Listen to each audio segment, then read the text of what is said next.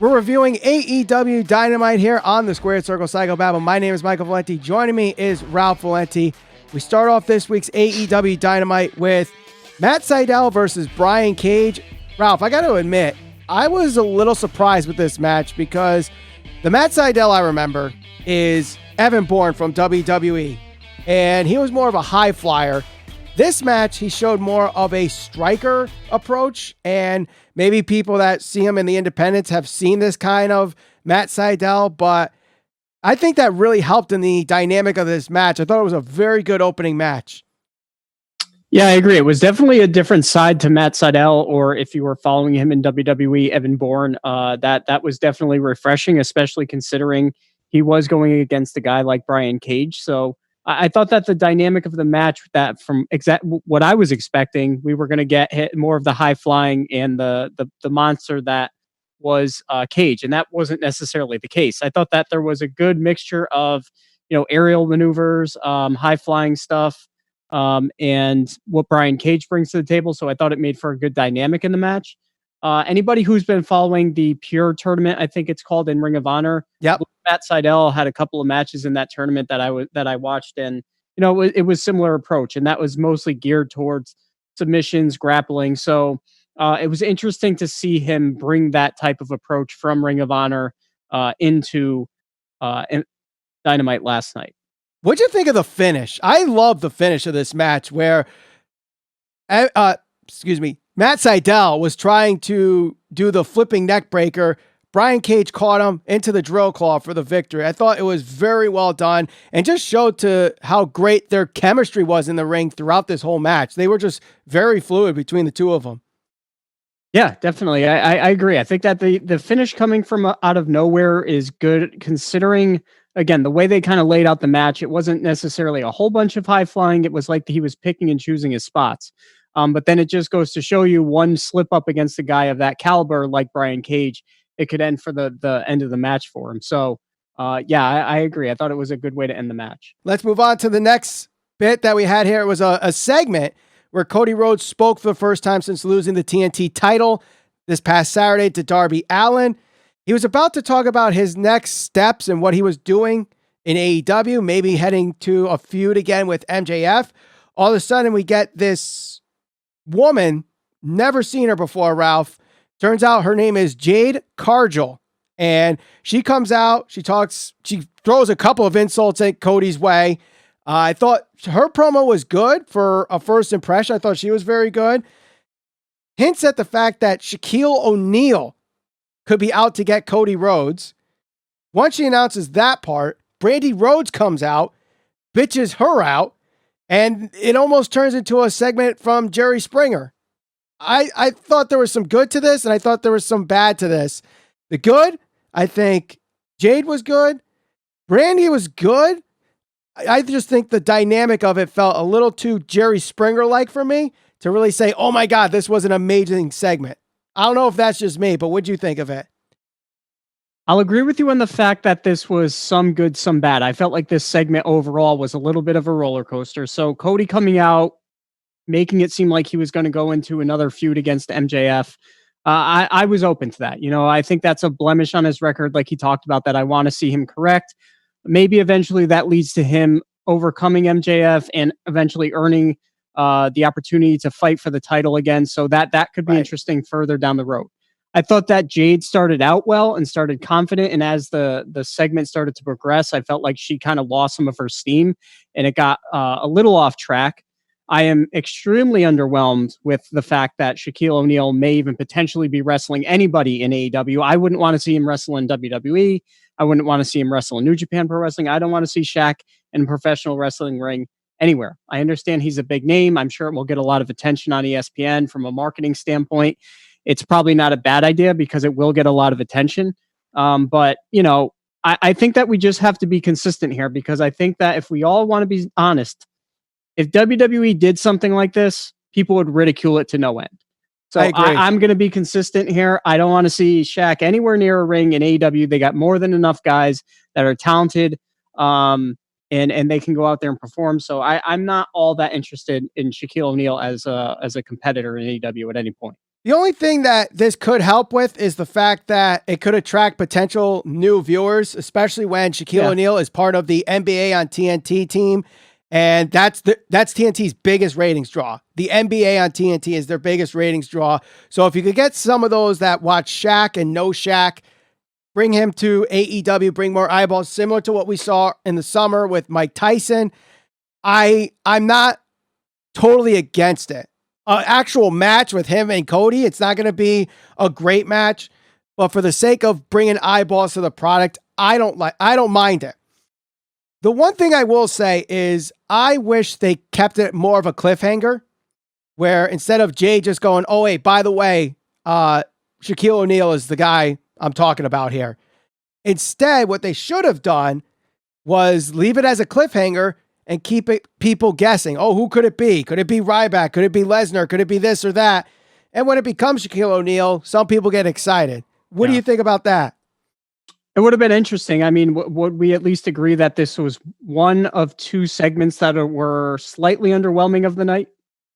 I don't think it was that underwhelming. I think there were more underwhelming segments of the night and not the best segments of the night. Yeah. This was, I think, as far as the show itself, I thought this was one of the better segments of the night. Interesting. I see. As far as the segment itself, I think in general, sometimes AEW, in my opinion, is almost like Attitude Era light. Like, we've seen this before. Mm-hmm. And granted, WCW, they did this with like Karl Malone. They've done it with other various NBA stars back in the day. Dennis Rodman. You know, do we really need to see Shaquille O'Neal wrestle? Probably not. I mean, like you said, like I said, from a marketing standpoint, it will probably attract people that aren't going to normally watch professional wrestling.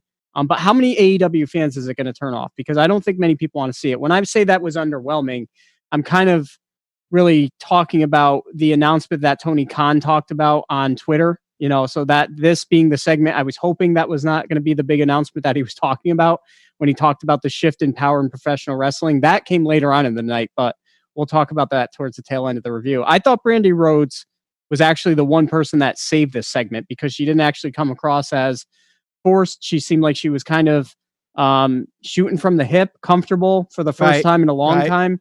So I actually thought Brandi Rhodes did a very good job in this segment.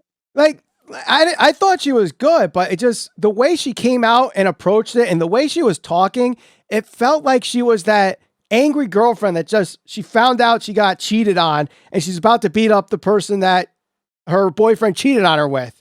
And like, I was just waiting for like the bell ringing. I was waiting for the Jerry chants, which I think actually came out, but they were for Jerry Lynn, not Jerry Springer. But that's where I felt like it was a little Mud Show-esque in a way. Like, it was good. She was good. Don't get me wrong, but it just gave me Springer vibes, you know? Yeah. But let's move on to the next segment here. It is the Bunkhouse Match.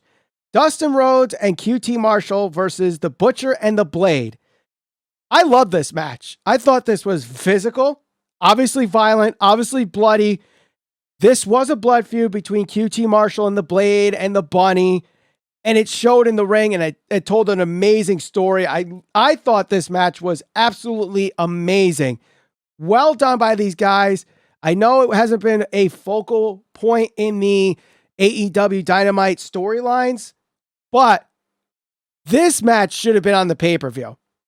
Instead of the Elite Deletion, instead of, you know, some of the other matches that we got, this would have been a great match to have at Full Gear. Yeah, I thought it was good for what it was. Definitely thought it should have maybe earned a spot in the pay-per-view. It's kind of like a feud that just kind of went on the back burner because they kind of focused on it. Everybody assumed that, you know, the Bunny left the group and then went with QT Marshall, and then we found out that the only reason they ended up breaking up was because she like maxed out his credit card, which is whatever. I thought that there were good spots in the match. I also thought there was some glaring bad moments in the match. I mean, there was a few bad spots where Dustin was trying to do like the almost like the Canadian Destroyer on the Butcher. The Butcher's a bigger guy. He's just not going to move. Right. He's not going to move around as easily as the Blade. So I think that they should have substituted them because it was noticeably bad. in a couple of spots. Yeah. But overall, it was a really good effort. The match was good for what it was. I liked the part in the match where QT Marshall was on one end of the ring and the Blade was on the other side. The Blade comes up all bloody. I believe QT Marshall was bleeding as well, and they came face to face, and that was like when you knew that they were actually going to go at each other, because really that's essentially what the whole feud is built around. So, Right. Yeah, I didn't have a problem with the match. I thought it was good for what it was, but I do agree. I think it probably should have earned a spot in the pay-per-view and not so much on just a throwaway episode of Dynamite. Now, the one thing that we have criticized AEW on when it comes to certain booking, Ralph, is the fact that the Butcher and the Blade have not really gotten solid wins in AEW, at least on Dynamite. I know they've collected wins on Dark, but we've said this over and over again. They don't really showcase it on Dark. So if it's not on Dynamite, is it really something to be to care about? Do you think the Butcher and the Blade should have won this match, or do you think they made the right move with Dustin and QT? Well, in a company where the rankings and wins and losses are supposed to matter, it's kind of like you have to wait a couple of weeks to see what they do with them. And that's one of the things I've always been critical of AEW for, because when you look at a couple of examples, whether you use Orange Cassidy, whoever it's been, you want to see the wins actually lead to something. If they plan on pushing QT Marshall and Dustin and have them do something beyond just this match, okay, that's great. But sometimes they don't necessarily do that. And sometimes you wake up and you look at the top rankings, whether it's in the tag division or the singles division, and just kind of scratch your head and you're like, well, how did they get in the top 5? I think Ricky Starks and Brian Cage suddenly made it to the top 5. I'm not exactly sure who dropped out, but it's kind of like, where did all those wins come from? And I'm just assuming they happened on Dark or elsewhere, not on Dynamite, because, it's not like they've been kind of building it on a weekly basis. So if they're going to do something with QT Marshall and Dustin, I'm fine with them winning. I would like to see the Butcher and Blade not necessarily lose as much to some of the teams that they lose to, but it's the name of the game. People are going to win. People are going to lose. Right. Well, I do know Brian Cage. You bring up the rankings. Brian Cage last week was number 1 and he dropped to number 4. There was part of the story last week where Ricky wasn't in the rankings, and then now he's in the rankings. So part of the story is the rankings themselves and trying to emulate like the fact that they're winning. I'm trying to remember who was number 5. I think Darby was number 5. I think Darby was number 4 or number 5. Now he's the champion. I thought it was Shawn Spears for some reason. He's out of the top 5. Weren't Scorpio Sky and him like contesting to be back in the top 5 or something? They were. That was a couple weeks ago, and then the match that they were supposed to have got canceled. So then they put Darby in the top 5. Like that number 5 spot has been interchangeable, just depending on what Tony Khan feels that week. Really, how I see it. But someone that is also in the top 5, Ralph, is MJF. MJF has officially been inducted into the Inner Circle. They do the whole podium thing. Chris Jericho comes out. MJF comes out, and he's talking about, bringing everybody to Vegas. Sammy Guevara's not there. We find out later that MJF sent him to the beach, not at Daly's place. What'd you think of this whole segment and this whole story that we got throughout the night with MJF in the Inner Circle? I like parts of the segments and parts of the feud. Okay, I think it's interesting, the dynamic they're building with Wardlow, almost kind of teasing that he's going to be a guy that does not, accept the invitation into the group. At least that's the way they're making it seem. The same could be said for Santana. Ortiz. I'm sorry, the same could be said for Ortiz. And certainly with Sammy Guevara, that dynamic, you don't really know what's going to happen. Is MJF ultimately playing some type of prank on the entire group? Is he going to try to recruit people from within the group and start his own faction? There's all these things that they're kind of leading you to believe are going to happen. Do I think that MJF is being genuine in this whole thing? Absolutely not. I mean, we saw how this played out with Cody. When Cody trusted him, he turned his back on him. I don't think this is going to turn out any different for Chris Jericho or the other members of the Inner Circle. Right. That being said, Chris Jericho was at one point one of the top heels in AEW. He had a very good title run. MJF is somebody that has a ton of potential. This entire feud to me just feels like I'm watching the Naked Gun movie series. It's slapstick. It's comedy. It's like we're doing professional wrestling, but we're letting you know we're acting. Like it's almost like they're pulling back pulling back the curtain so you could see behind the scenes. And, you know, I know that everybody is in on the joke and everybody knows that professional wrestling is scripted. But that doesn't mean that they need to expose the business at every turn that they get. And that's my main thing with this. Every week, it's a weekly comedy segment, a skit, something that's supposed to make you laugh. And it's unfortunate because I feel like this should really be one of the best feuds in professional wrestling right now. So if you think about it, think back to some of the better feuds over the course of the past years, like Roman and Brock, Okada and Omega. Like, you wouldn't want them going out there and creating segments like this. Like, this should be something that should feel important. It doesn't feel important because they're not taking it serious. If you want to do the steak dinners and you want to do things like going to Vegas, one-offs here and there, okay, cool, that's fine. But literally every week, I feel like that since this feud has started, we've gotten a comedy sketch act.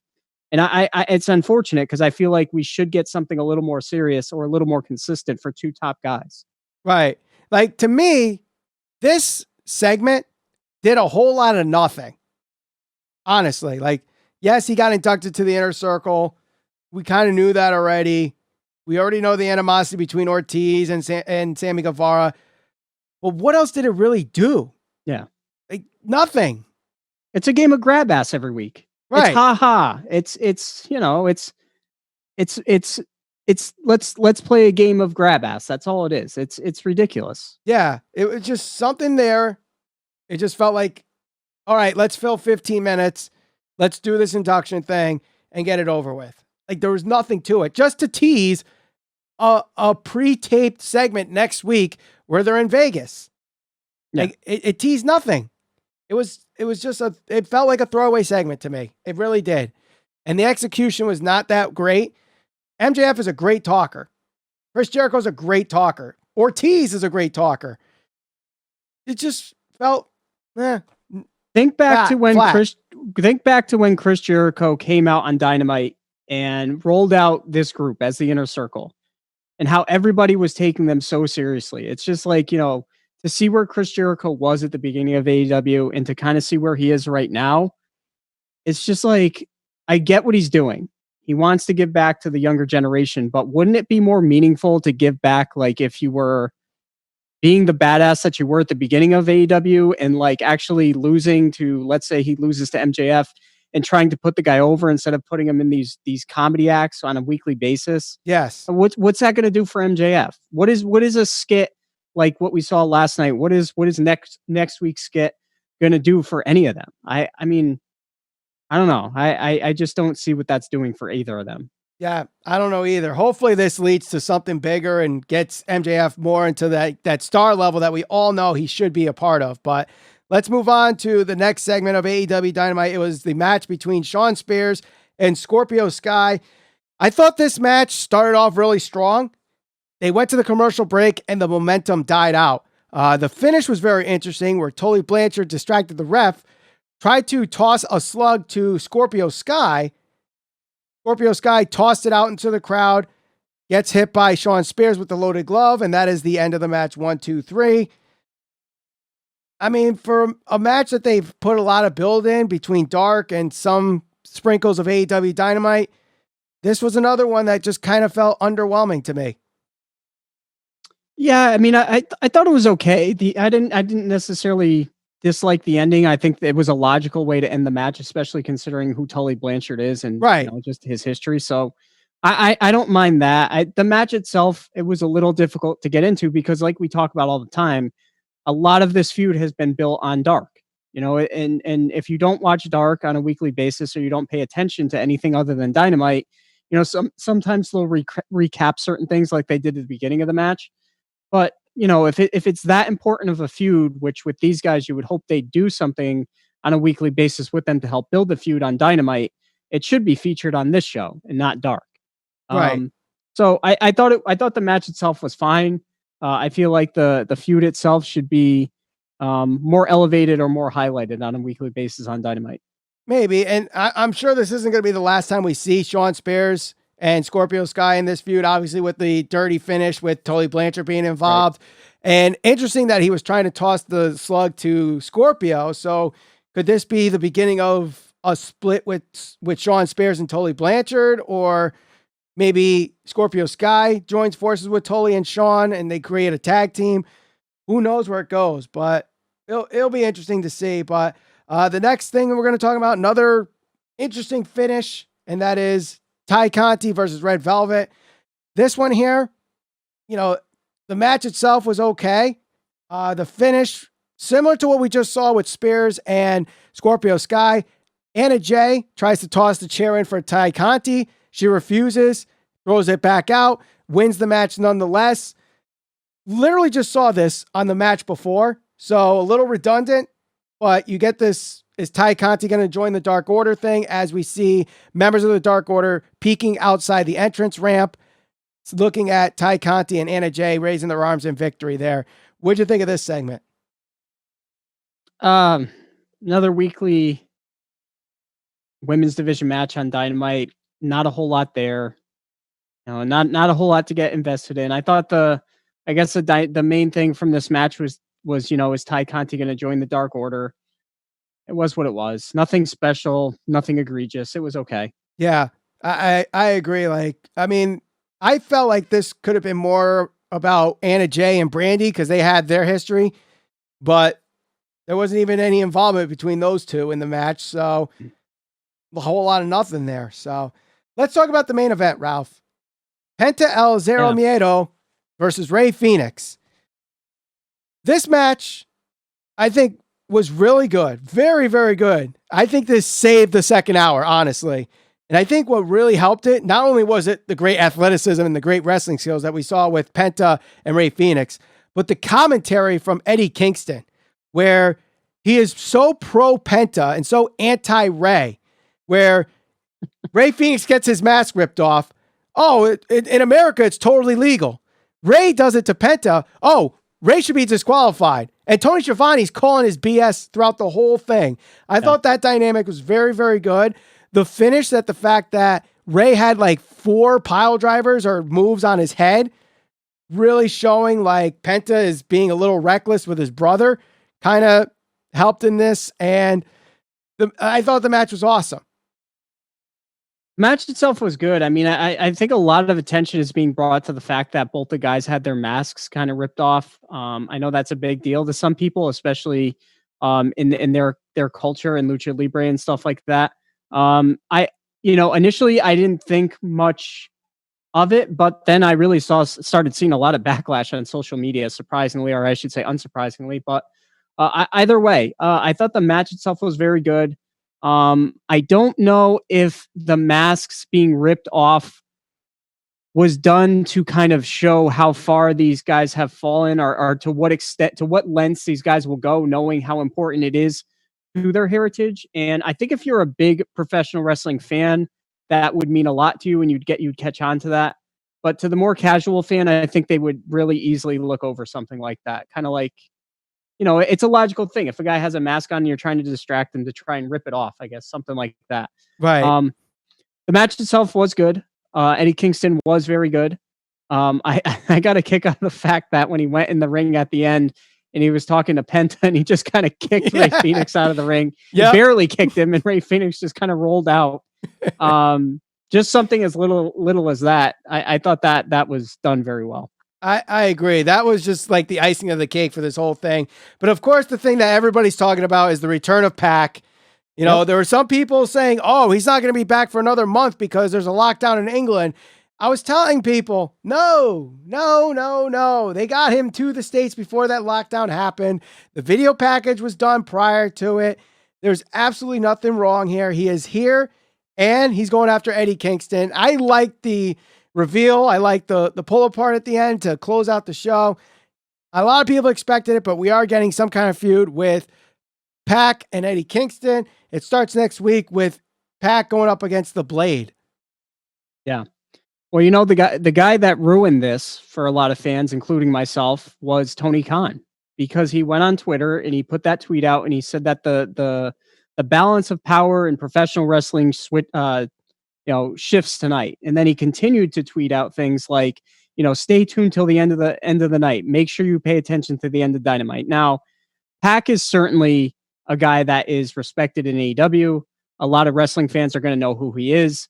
I don't think he's at the level where, having a guy that's already under contract re-debut or return is a shift in professional wrestling overall. When somebody talks about a shift in professional wrestling, immediately I'm thinking, okay, they got to have gotten a major free agent. So I'm thinking like, a guy like a Brock Lesnar. I'm thinking like a CM Punk. Those are the names that are going to come to mind. Somebody that when they debut or they come out, like it is going to be a big deal.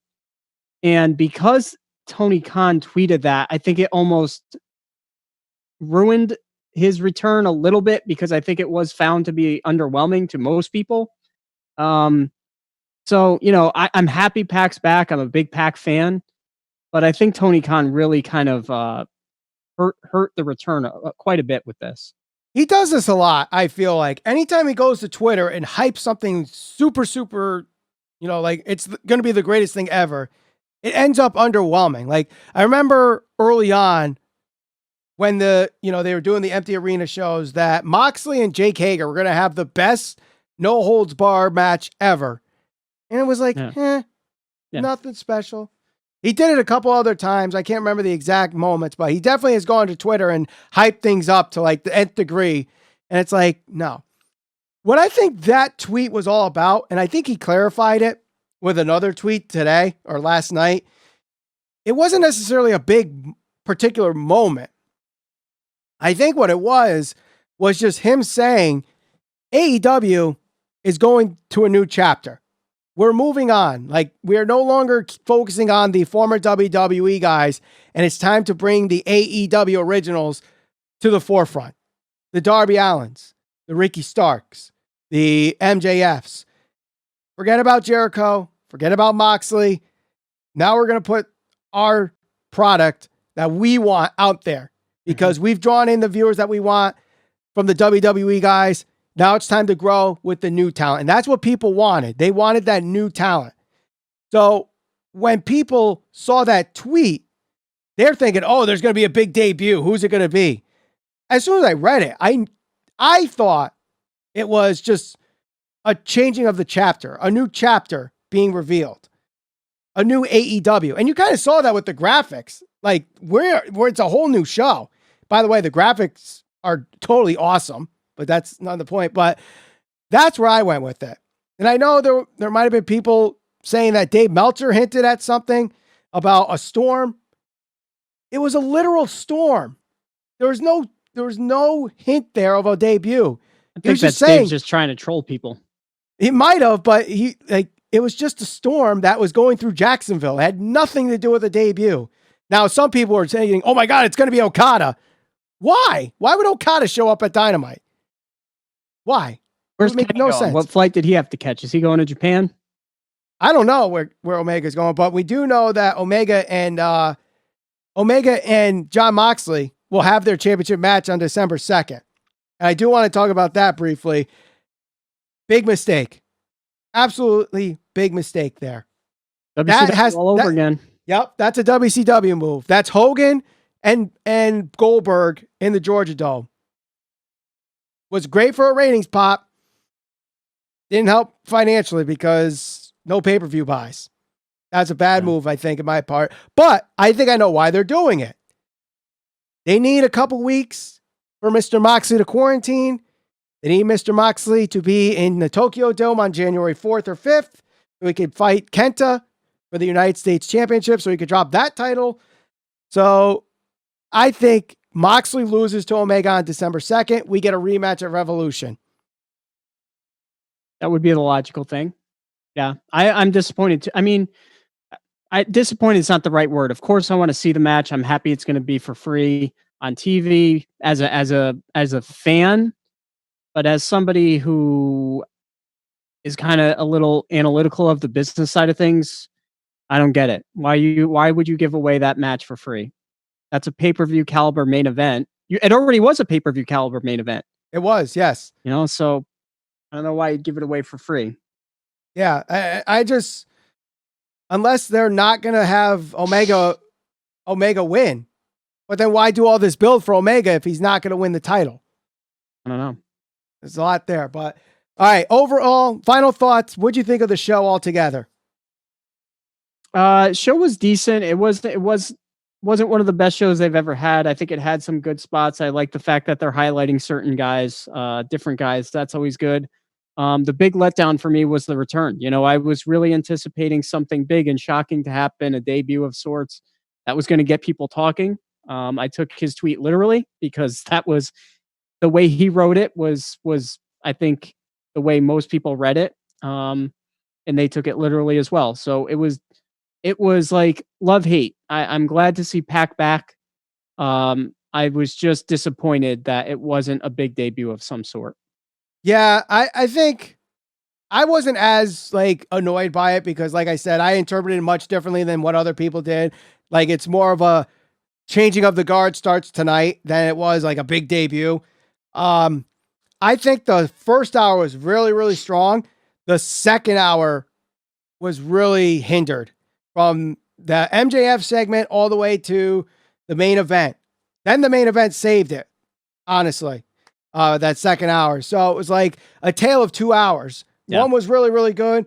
One was like, but the main event saved it. And I think a lot of people are excited for PAC to come back. So, and yes, usually on Thursday nights, we do reviews of both AEW Dynamite and NXT. Our NXT review will be on tomorrow. You can catch up on all our other reviews of previous AEW Dynamite and NXT episodes by clicking the thumbnail on the screen right now. Don't forget to share us all over social media. We're on Facebook, Instagram, and Twitter, SCPV Podcast. And to join the conversation, subscribe, hit that bell for notification, and we'll talk to you on the next episode of the Squared Circle Psychobabble.